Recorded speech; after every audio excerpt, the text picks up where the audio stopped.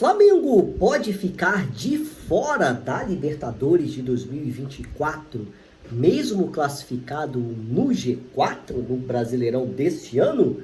Vou te explicar o que está de fato acontecendo, a briga de poder na CBF e quais as consequências para esse aqui, ó, o Clube de Regatas do Flamengo. Fala, minha nação rubro-negra! Deixa eu pedir, antes de tudo, a sua inscrição aqui no canal Ligados no Fla, para você ficar super, hiper, mega ligado em tudo que pode acontecer com esse aqui, ó, com o rubro-negro carioca. Só você clicar neste botão abaixo aí, inscreva-se, é de graça, não paga nada, 0800, você fica super ligado no Mengão e nos dá ainda esta moral. Eu conto com a sua participação. Já é? Olha, o Tribunal de Justiça, amigos, do Rio de Janeiro promoveu hoje uma coisa que pode abalar o futebol no Brasil, quiçá no mundo, na América Latina,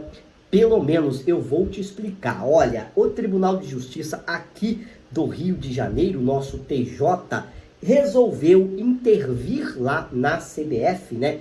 E tirar o presidente Edinaldo Rodrigues da cadeira por meio da justiça comum, de decisão judicial comum e não desportiva. Olha, calma, cabe recurso do Edinaldo a tribunais superiores. Isso porque esses desembargadores, né, entenderam como inválido, galera, um termo de ajustamento de conduta, o TAC, que já estava valendo, né, lá em 2022. O que é esse TAC? Foi um termo assinado por Edinaldo, ele, atual presidente da CBF, junto com o Ministério Público aqui do Rio de Janeiro. Para a Justiça, o entendimento, então, do Tribunal de Justiça dos Desembargadores é de que o Ministério Público do Rio não tem legitimidade para costurar este documento junto com a CBF, junto com o presidente Edinaldo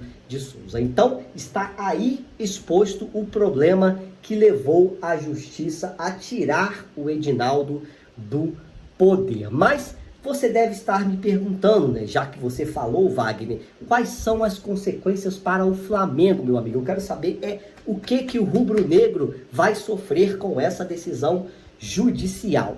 Calma, meus amigos. Olha, de acordo com a FIFA, né, a maior entidade, então, do nosso futebol, né, a classificação do Flamengo na Libertadores de 2024 e no Mundial de Clubes de 2025, né, naquele super mundial em que a FIFA vai realizar, podem estar de fato ameaçadas. Apesar de que, galera, na CBF, você deve concordar comigo, você deve lembrar, sempre houve confusão neste sentido, de tira presidente, de coloca presidente, de problemas nas eleições, e jamais, nunca, o clube ou uma seleção foram punidos como a FIFA ameaça neste momento. A confusão, toda essa confusão, todo esse imbróglio, teve início lá em 2018, né, em uma ação na justiça que contestava a mudança de estatuto na CBF, que em 2017 alterava então as regras eleitorais na entidade. Antes desta decisão do Tribunal de Justiça aqui do Rio, a FIFA ameaçou então tirar os clubes brasileiros das competições internacionais, Libertadores da América, Mundial de Clubes, né, que vai ser aí organizado pela FIFA novamente, como foi aquele vencido pelo Corinthians, e também das competições internacionais entre seleções. Olha que coisa, que fato, quais as consequências que essa decisão pode vir a chegar com agora o afastamento do Edinaldo da presidência da CBF. Mas se você for parar para pensar um pouquinho e estudar a fundo quem articulou todo esse imbróglio, segundo o UOL, tá? A queda do presidente da CBF foi aí o Marco Polo Del Nero,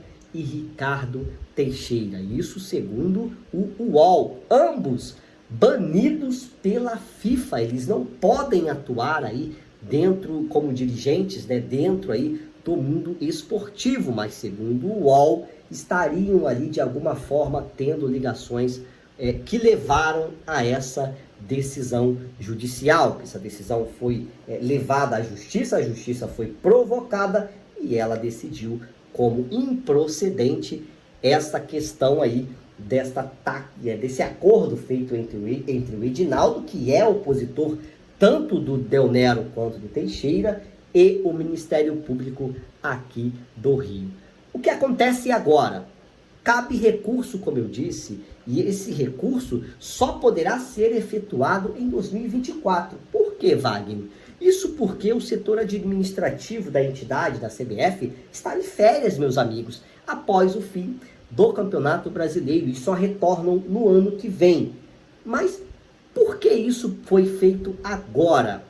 Aí você vê a jogada dos opositores de Edinaldo, porque levar essa decisão até a justiça para que ela de fato analise a procedência, analise se de fato aquele acordo é válido ou não. A 21ª Câmara de Direito Privado foi quem determinou então que o presidente do Tribunal de Justiça Desportiva, o senhor José Perdiz, seja o presidente interino da entidade, com o objetivo aí de convocar essas eleições no prazo de até 30 dias. Pode ser daqui a 30 dias, pode ser daqui a 15 dias, pode ser daqui a 10 dias, pode ser amanhã.